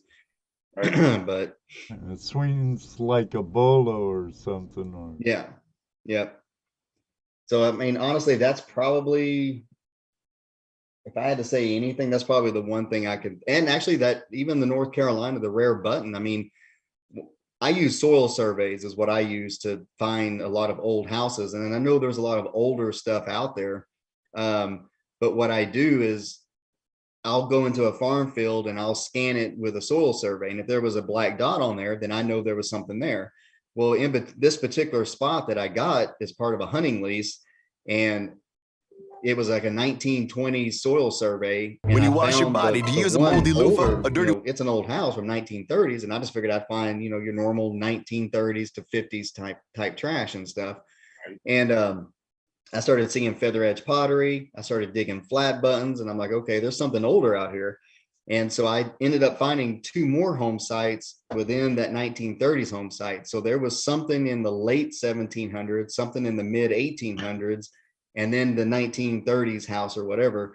Because I found a seated half dime. I found 5 large cents. I found 3 different North Carolina buttons. I found the the rare one, and then I found another NC Sunburst, and I found an NC State Seal button. I found one Civil War bullet, and I found the top part of a staff officer's Union button it's actually tacoed.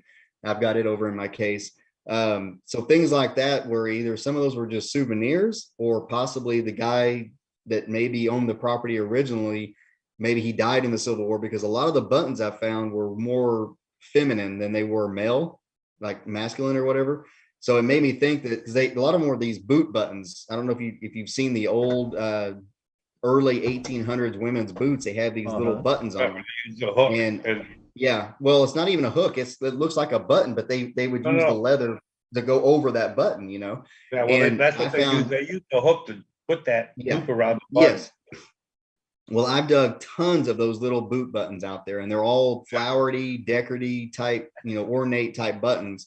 And so I know stuff. I think the woman lived there long enough to, her husband must have passed away in the war or something, because there was not much manly stuff lost. Like there wasn't any harmonica reeds, there wasn't any, just the normal things that you would find if it was a man and a woman living there with their kids for years to, and right. There was no kid stuff found. It's just been sporadic, and it's just an odd spot of, yes, I'm in North Carolina. Yes, I'm in, where North Carolina Confederate troops were, but the variety of what I found is what makes it odd, because if I hadn't have seen the soil survey and the black dot for the 1930s house, I'd have never found the other two houses. So, right. Okay. Have you ever found any like soldier art, like carved chest pieces from bullets? Not that. I do have some carved bullets. I've got, I've got they used them for poker. They cut the Civil War bullet in half where the hole part is, and they flatten that out. So it looks like it's a circle with a hole in it. It's got two little niches on the side. And then I've got one chest piece that they did the same thing. They cut the top cone off, and they did a slant on one piece of it, and they flattened it kind of like this. And it's like narrow and flat, so to speak. And it looks like it might be a pond is what it kind of looks like. But cool. Yeah, I've got two carved bullets, and I was with a buddy of mine who actually dug, we were in Virginia, and he dug a carved bullet that was carved into a little mini cannon. Like they probably used it either just he was bored digging being camped out there and just decided to make a cannon out of a bullet, or they were using them for like showing on maps, troop placements or something like that, possibly. That's cool. So like with all the digging you've been doing here and there in fields and yards and stuff, where's your marble collection? I don't know if you can see it. Can you see the Coca-Cola gumball machine?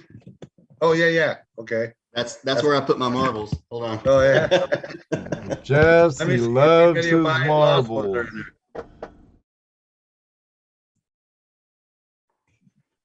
That's my marbles. So as far as marbles, yeah, you want to look for marbles that have a swirly pattern in them, like ribbons. Yeah. Not cat's eyes or anything like that. These are thin swirls. No, that's going to be a bumblebee. No, these are going to be usually clear, right? Oh, okay. That will have like a vortex swirl in there, little ribbons swirl. You find those are valuable marbles. Those are usually, they're going to be pre-World War II German handmade marbles. Okay. I actually did. I don't know if it was you or somebody told me it was a German marble, but I dug a German marble that if it hadn't been chipped, it was supposedly an expensive marble. Well, even chipped, they can be worth quite a bit of money. Yeah. Yeah. So you showed everything but marbles. And I know metal detectors, bottle hunt, dump diggers, prospectors, anybody digs in the dirt finds marbles. I like it when I find marbles around foundations on houses I'm working on. Yeah. Yep. Yep, a lot of clay marbles. Yeah, I've got a Definitely. lot of clay marbles. I've even got some rock marbles. Like they're not clay. It's made out of like they have a stone. It's a stone marble. Right. Yeah, the natives used clay, and so did the settlers. Those Yep. kids made their marbles too. Marbles been around for. I love marbles. You One day have I'll find enough all. of them. I doubt it. Ruby, has he lost his marbles? Yeah, a long time ago. Never to be recovered. Ohio Relic Hunter said he's been Yeah. metal detecting for 30 years and he's only found the clay marbles. Eyeball finds, he says. Well, yeah, I don't register on a metal detector. Good do glass ones. Well, that's how you find them, though. Yeah. But you're finding marbles. I mean, the marbles been around for so long. I mean, Oh, yeah. Do you it also seems like bottle? no matter where I dig, I find a marble. Yep. You know, What was that? Do you also like bottle dump dig and stuff like that? I've done a few. We have a place that we go up to. It's Camp Butner in North Carolina, and there's a where their dump was, and we go in there and we dig and we help the local museum over there we find dog tags, and so we give them back to the museum, and the museum tries to locate a relative or the surviving service member if he or she's still alive, and they try to return the dog tags back to them or the family. So we go out there as my club is Wake County Metal Detecting. That's another link if you want to throw it out there. There's actually a website as well. Wake County Metal Detecting is on Facebook. There's a public page. And then there's also Wake County Metal Detecting, WCMDclub.com.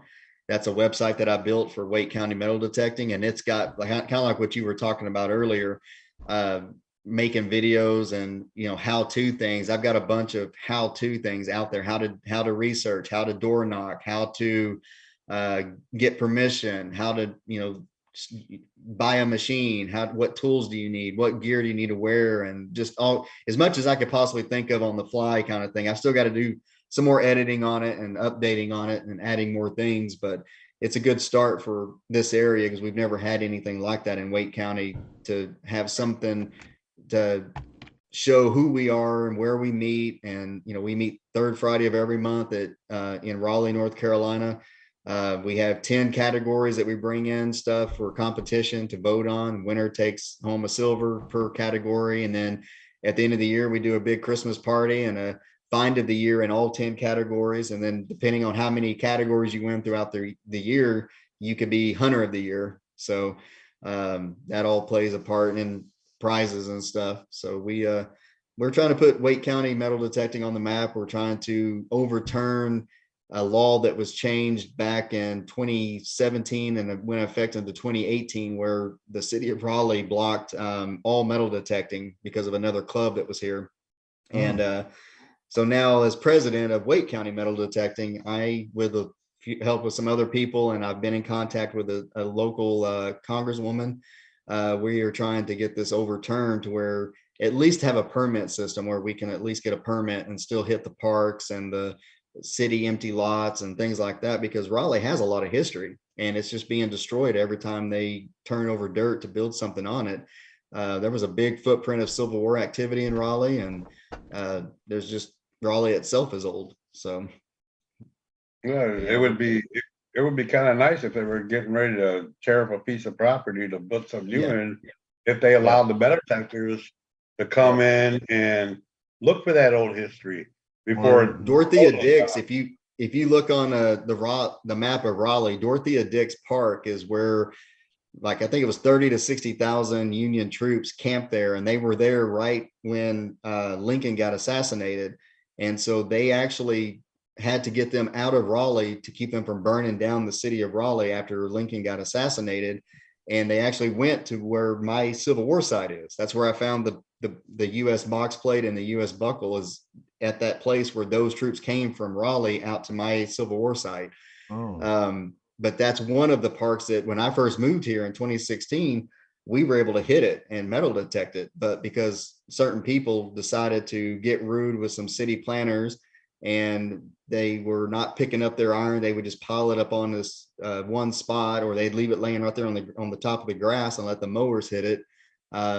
It really ticked off some of the people there at Dorothea Dix, and this lady walked up to one person in particular and started talking to him, and the guy didn't know who this person was, and apparently he pissed her off enough to where she went to the mayor of Raleigh and the city council and said, we need to shut metal detecting down, this is why, and showed her all the proof and the conversation with this one person who ruined it for all of this area, and now that person doesn't even live in the state of North Carolina anymore. Jeez. So he ruined it for a bunch of us out here, and so now I'm trying to get it back if I can. So Yeah, I can see where, a permitting system, maybe at least get permission, yeah, leave some type of, information about you. yep. Troy says, trouble lies with the dummies that leave holes and garbage all over. Same problem here in the parks, right? Oh yeah, it's the same everywhere. problem. Every area is gonna have one, one or two of these people, even in prospecting. Oh, you yeah. got the one or two that just don't wanna. Nobody likes to follow rules. I get that, Yeah. We're supposed to be free. We shouldn't have to follow rules, but come on. It's okay if you're living on your own, but you're living with other people. So let's be A lot of it is lack of respect and that mentality is entitlement. Mhm. I can do and say what I want. A lot goes respect and kindness goes a long ways. 100%. Yep. A lot of people just don't think that, they don't have to follow the laws. They think they're above the law, and that's the sad part. And that's what they don't realize is they're just a flash in the metal detecting realm, as far as they probably won't even stick with the hobby, but it doesn't take much to run the hobby for years to come by one person mistakes. Even if they were only in the hobby for 6 months and they did something detrimental enough to cause, like in the Raleigh situation, shut it completely down where you can't do any Raleigh city property at all. So, right. And now that person's gone, and now the effects of it is lasting for years. It's been years now. Yeah, and just think, parks and sidewalks being demoed and redone, or streets and right. See what Bill says. Be a respectful rebel. Yeah. There you go, Bill. You rebel. Troy, yes, take a bucket with you. Carry yourself out. Yep. Pack it in, pack it out, and take someone else's with you. Yep. Definitely. Did we touch base on what you swing? I pretty much swing a couple of different machines. I still swing my MX Sport sometimes in the water. I've gotten so accustomed to using it. I've got the perfect setup on how I, connect it and everything. So I've never used the AT Max in the water. I've always used it on land. I recently bought the Deus 2 just to use it for water.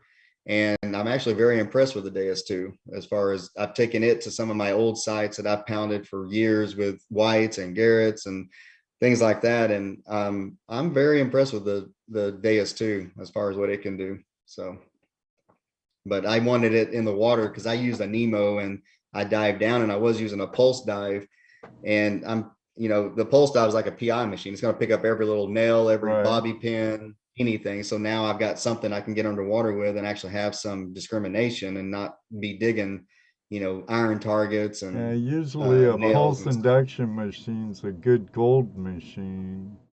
Oh yeah.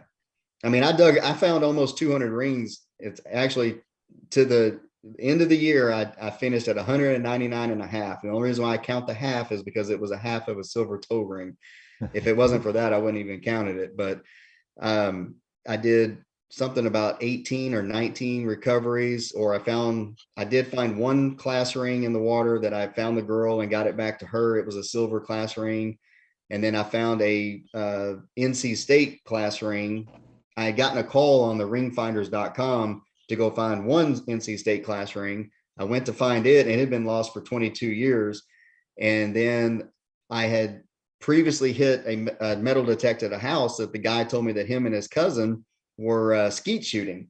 And he was shooting the guy that I was talking to, and the cousin was throwing the skeets. Well, he threw a skeet and his ring went one way and the skeet went the other way. And that was 52 years ago, or 53 now, I guess. And after I found the first NC State ring, I knew exactly what it sounded like on my AT Max. And the next day, I went back to that site, and it's in the woods. So I had to park somewhere and walk in the woods to go try to find it again. In about 30 minutes, I found the other NC State class ring, and I went to go give it back to him, and he wasn't home. So I had to keep it for like 3 weeks. And then I happened to be, because it's like a 30-minute drive back from my house to his house, and I'm usually not in that area. So it was kind of out of the way just to make a special trip if he was, so one day I had it in my truck with me, was going to drive up that way no matter what. And because I had to go somewhere in that direction, and I drove by and he was there. And so I pulled up and I said, "Hey, I don't know if you remember me. It's been about 2 years ago, but you told me about your cousin's class ring." And he said, "Yeah." And I said, "Well, I did something behind your back." And I said, and I showed him the video, and it has the date and timestamp on it. I said, 3 weeks ago, I went back out after I found somebody else's NC State class ring, and I went to find your cousin's, and I had it in my hand, and I dropped it in his hand, and I said, I found it for him. So Nice. it was good to get it back to his cousin lives like somewhere in Wilmington, I think, over on the beach side. So he's nowhere even close to be able to just So give it to you him. are a part of Ring Finders? Yes, sir. Yeah. Okay, because I know, oh shoot, I forget his name. He has Beyond Sight and Sound Radio, and he's right here in Ohio. I am for some reason I'm totally blonde momenting his Me name. too. I can't think of his name right now. I know the Beyond Sight and Sound, but I can't remember who the person is. See, at least I'm not the only one who's having a brain fart. Josh Kimmel, right? Josh Yeah, Kimmel, there you yeah. Bill, Thank Troy. you, Bill. Thank you, Troy. It But was yeah, right there. I knew what it was too. Right on the tip of our tongue. One of my favorite ones that I found, not on the Ring Finders, this is before I even joined the Ring Finders. I was at a little old lady's house. She's probably in her 80s. And at that time, her husband had been passed away for about 5 years or 3 years, and he had lost the ring about 5 years prior, total. So I was metal detecting the yard, and we had to leave or something. I asked if I could come back, and she said, "Yeah, when you come back, maybe you can find my husband's Masonic ring." And so I came back the next time and didn't find it. The third time I came back, I found it, and I was using my White's MX Sport at that time, and it was a hot summer day, and I took a break, and I literally stopped my coil on a pull tab signal, and I propped it up next to my shovel, and I was wiping the sweat off of me and everything. And I said, "Well, I'll go ahead and get this pull tab out of here." I popped the plug, and I see the bottom part of a gold ring, and I didn't even touch it. I walked up to the house and knocked on the door and asked Miss Keith if she was busy, if she could come out and come see what I found. And we were walking over to the spot, I asked her if I could go Facebook Live with her, and she said, "Oh yeah, absolutely." So I went live and told them this, explaining the situation and everything. And we get over there, and I bend down and I said, I think this is your husband's ring. And she goes, "I'm gonna let you pick it up. I didn't even touch it. I wanted you to be the first one to touch it." And so she picked it up and she brushed off the dirt and everything. And she said, and I said, "Is that your husband's ring?" She goes, "It sure is." And I said, "Miss Key, just think, you're the first one that touched that ring since your husband lost it, since he's passed away. No one else has touched it, And I turned around and I'd say bye to everybody on Facebook. And I turned back and I, closed out the video and everything. And I turned back around to Miss Keith, and she had this big tear going down her cheek because she realized that was her husband's ring. So it was pretty heartwarming and sentimental recovery. And even though I wasn't a part of the Ring Finders at that time, it was just good to get something that precious back to her. That is really cool. That's really cool. Absolutely. Terry Curry has a question for you. Yeah. Have the police ever asked you to detect for evidence?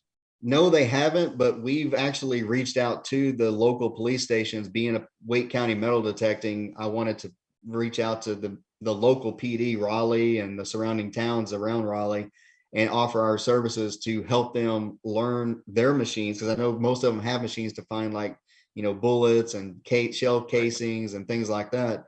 And then we haven't done it yet, but we were going to put bags together of each caliber of pistols and rifle bullets and things like that, with the full bullet, just the bullet itself, like a lead or copper casing, bullet, or the actual case itself, the cartridge, and have those in individual bags, so that if they know they're looking for, say, a AR, a 5.22 or something like that, or a 308 or whatever the case is, we can hand them that bag and say, okay, well, this is what the case sounds like, this is what the bullet sounds like, and this is what the bullet together sounds like. So that way, if they want to try to find, the evidence on their own, they're welcome to do that. Or if they want to, we've offered to help them as well. Now, we did, whenever Wake County metal detecting was called Triangle Relic Recovery, we were contacted by the Raleigh PD on a cold case that had been cold for about 10 years, where a husband had allegedly shot his wife, and possibly threw the gun or buried the gun out in some historical land. And everything we dug had to go back to the historical property. Yates Mill is what it's called. And so we couldn't keep anything, no matter what it was. But we didn't find the gun, because we think that he threw it in the Yates Mill pond out there. We don't think he buried it. But a magnet comes in handy. Yeah, but not knowing where he threw it or what, they're going to probably have to get in there with divers and stuff, because it was about probably 400 yards from his house to the water itself. And the kids testified against the father, saying all they remember is him. He left the house, walked in the backyard, and went into the woods, and came back 10 minutes later. And they knew he was carrying a gun at that time. Came back 10 minutes later without the gun. And that's what led them for us to go out there and metal detect it. And not knowing at the time when we first agreed to do this, they didn't tell us until after we were done and we were sitting in the parking lot. We were eating pizza, because they'd ordered pizza for us. The husband actually still lives in that house. He was home whenever we were out there looking for that gun. So that was a bizarre thing, if you want to go back to that bizarre question. Right. That would have been pretty freaky. He's probably up there. He's probably looking out the window saying, "You're cold. You're cold. You're getting warm, but you're cold." You gotta look up the tree. Mm-hmm. So another thing that I find interesting too is, first of all, how were you in history in school? I actually liked history. I wasn't really good in school to begin with, so that's probably why I joined the Marine Corps, because that's what jarheads do. But we all know that. History was probably one of my favorite subjects. But if I'd known I was going to get into something like this later in age, I probably would have learned history better back then, if that makes sense. I guess I've been more intrigued with it. So do you find yourself learning and want to learn more about history? Oh yeah. I mean, I don't know if you can see all the books up at the top, but that's if you can see them. So so what kind of history do you delve into? Like like Civil War, or colonial times? Yeah, I like colonial and Civil War type stuff. With the Camp Butner up here, we get to do the World War II, era, because that's what I was actually just talking about this my last group meeting that we had. The Rev War is pretty much pounded. There's so many, everybody has dug that since the probably 1960s, Then you get into the Civil War, and people has really hit that. But the World War I and the World War II stuff that's being found in Germany and Europe and stuff like that, that's like the new major war relics that's going to be sought after, in the next 20, 30, 40, 50 years, because there's so much of it over in Europe and stuff. Yeah, they're finding tons of it over there, especially exactly. And that's another thing I'd like to go do, is go dig some in some of the German battlefields and get some of the German helmets, or the German insignias and things like that. That you just it's history. Well, and that's a big thing that metal detectors are finding a lot of Mm-hmm. up there in Yep. Germany. They're Yep. getting Just out be in the kind of water. And, freaky pulling out a helmet with a head in it or something. Yeah, I saw that one, and they're pulling out tanks out of the swamps and stuff. I mean, it's right, just crazy. tanks and The stuff machine that guns and boxes Yep. of ammo and Somebody grenades. just dug recently from a World War One, I think. It was either one or two, I can't remember now, but it was a fighter. It came out of a plane, and it was a big, like a machine gun or something that had it got destroyed out of a plane or something. And this thing was, if the guy, let's say the guy was 6 foot tall, the gun was probably over 6 foot long, and he had it going left to right in his arms. But it was, he don't even know where he got it at. But I've noticed a lot of times over there on those, when they find stuff, they block out their face so that they don't know who they are. So Right. Don't want no knocks on the door. I guess. I Hello? don't know what the rules are. Do you know if they have like regulations about that, about World War II equipment, guns? I'm sure. I don't know. They must have something, because there's one channel that I watch, or not channel, but a page that I see that they post a lot of World War I and II stuff over there, and they're always got something over their face, and I don't know why. If it's the laws, or if they just don't want to know that they have it. I don't know. Maybe they're not allowed to have some of that ammunition, or I mean, because they're taking those 50 and 500-pound bombs, those big. Right. And I'm thinking, I'm looking at them going, well, first of all, it would be cool to have, but I wouldn't want a live one. No. Right. And for the most part, a lot of that stuff is still live ammunition. It wasn't, Yep. Yeah, it wasn't made safe. It was just thrown away. Well, I mean, look at some of the Civil War stuff that's even now people are having in their houses, and then all of a sudden it just blows up, So right. Yeah. That's that would be I imagine finding a cannonball could be a dangerous thing too.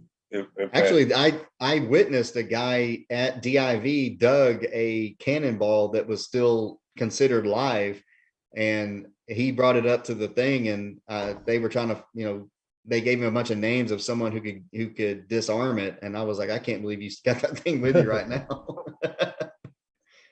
Wow. Now, it Sean, was like, yeah. I believe there's a guy in Alabama or something that disarms them. He owns a scuba shop also, and does a lot of Civil War hunting, and he disarms them and properly, I guess. Where'd I see that? I saw it on a video somewhere. Yeah. I know a few people that Aquajigger do it. might be able to point you in the right direction. Yeah, I've never dug one, so. Steve Phillips is the man. Steve Phillips, yep. Yeah, that's a scary job, man, because you got to have the right. You can't go too fast, because you'll get it too hot, and that's how the one guy that used to do it, he got killed by doing it, and killed like 2 other people when he did it. Wow. Don't they have to drill them open, drill a hole through it? But you can't go too fast, because you'll ignite the gunpowder. You got to go real slow or something. Now, if you could detect with anyone you'd want, any celebrity in the detecting world, detecting appendage of the treasure hunt in hand, who would that be? If he was still alive, I would probably like to metal detect with Mr. White, because I had a lot of respect for White's company when I was sponsored by them. They were probably one of the best companies as far as the main body of the company, the employees, the other field teamers and stuff.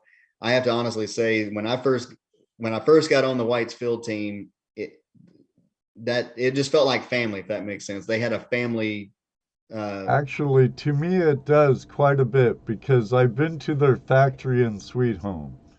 Yeah. And I was coming back from Northern California, going back home to Washington, and I Hmm. took my kids there. We just dropped in, no Nice. notice, no nothing, and asked about tours and stuff, and they took me and my family throughout their facility and stuff. They were very Nice. nice.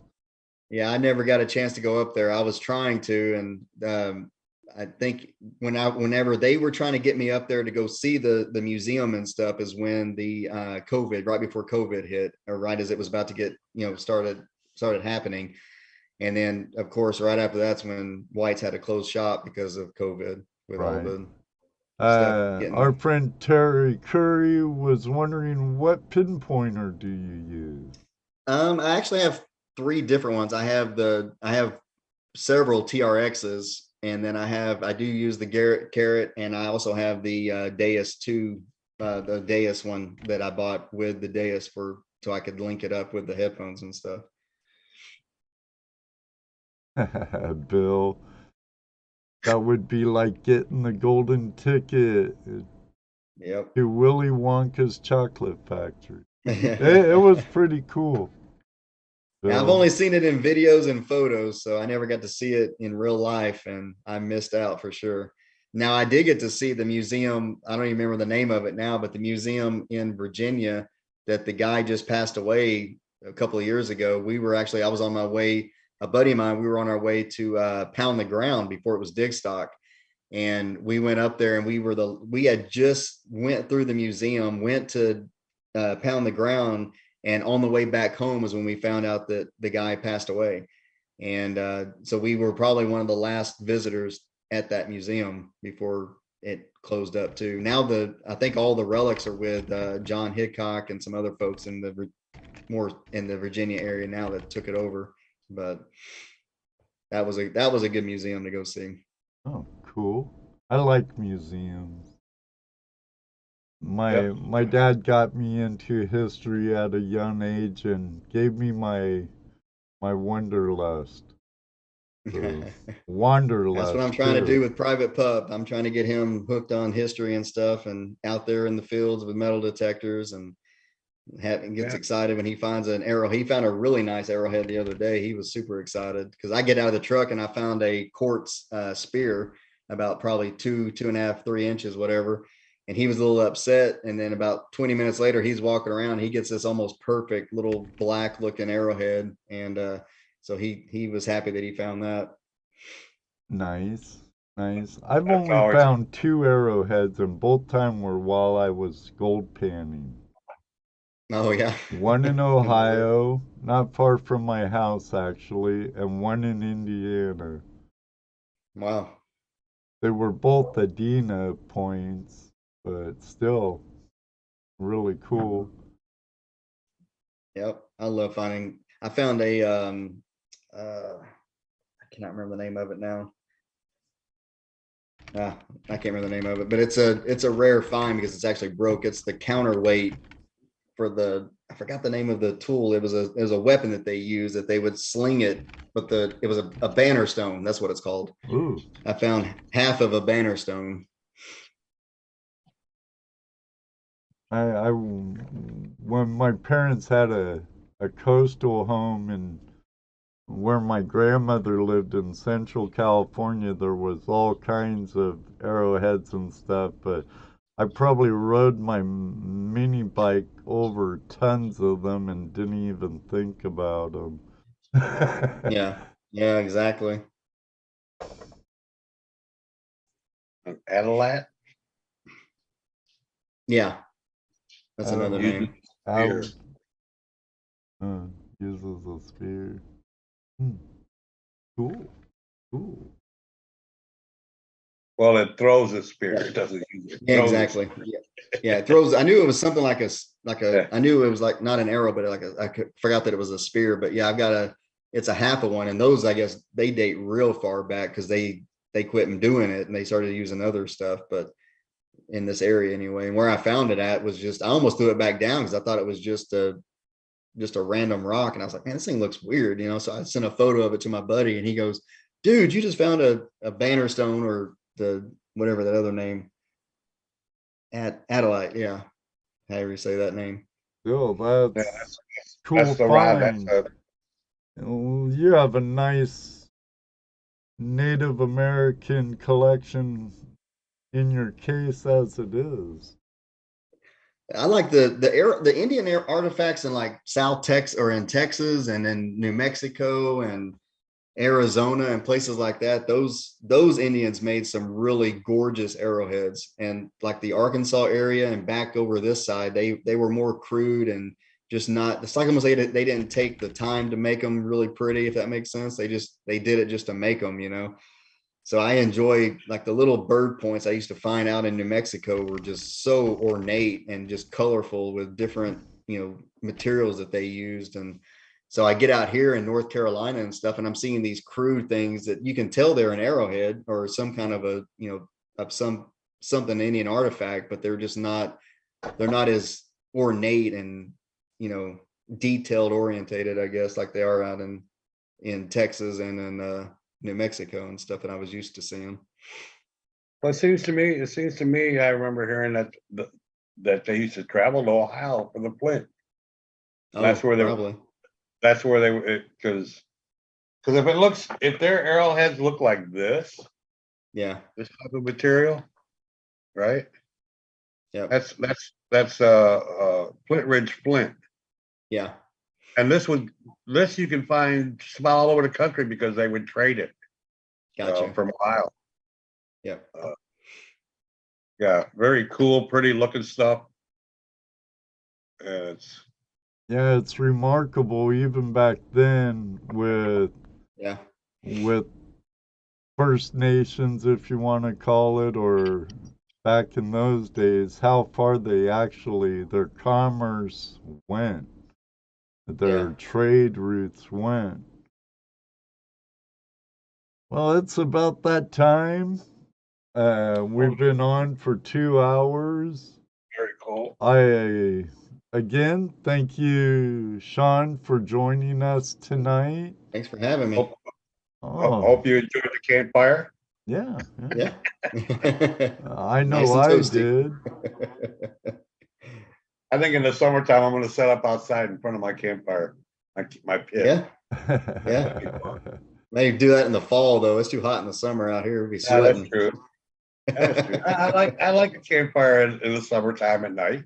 It's out here. It's so muggy out here at night. You don't. Oh yeah. Where are you at? You're in Texas, right? No, North Carolina. Oh, North Carolina. You said that probably about a dozen times tonight. That's CRS, Jesse. That's CRS. Yeah, but it's muggy there too. Yeah, definitely muggy. No, that's old fart. Thank you, Troy, Bill. Thanks, everyone. Terry. And again, thank you very much, Sean. It's been great having you join us.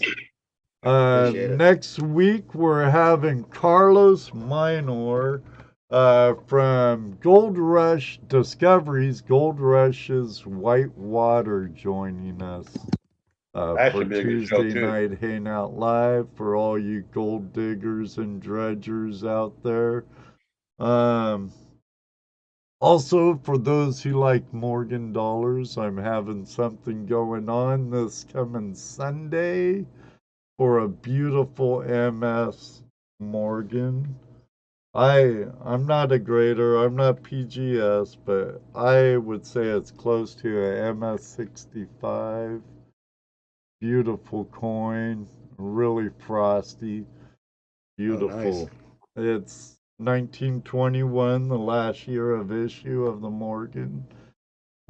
Beautiful coin. You could find out more about it by checking out my future live streams on my channel.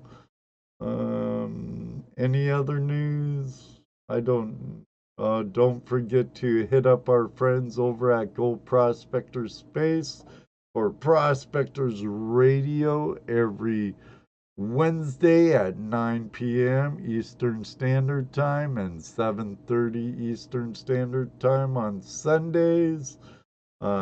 Good group of guys, a lot of them guys and gals, a lot of them are part of the FlashFam.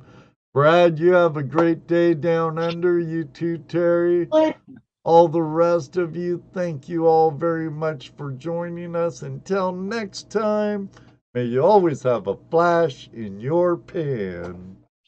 You know what he's gonna say next. That's right, Jesse, because it does happen. Maybe one day too, we'll meet you on the river or somewhere, maybe Menards. But until then, you know what? We're out of here. Oh, gotta make sure I got my credits clicked. See ya. Good night, everybody. Good night, everybody. Thank you, Mr. Lodak. I hit the up button. There you go. Yep, but did you push like yet? I did. Oh, I did. very two, good. Good man. Good man. I look for the Troy with the sunglasses. It has happened in Menards, Troy. That sounds And- like and Bill Ed in the says- shed. Right. Bill says he wants to go with you when you go. He wants to find the tank. 310. Yeah, you and now he's all been talking about a tank for the past hour. Now I want a tank on my bucket list. It'd be kind of hard to get home across the pond for sure. Right. Good night, y'all. Yeah, Our lurkers too.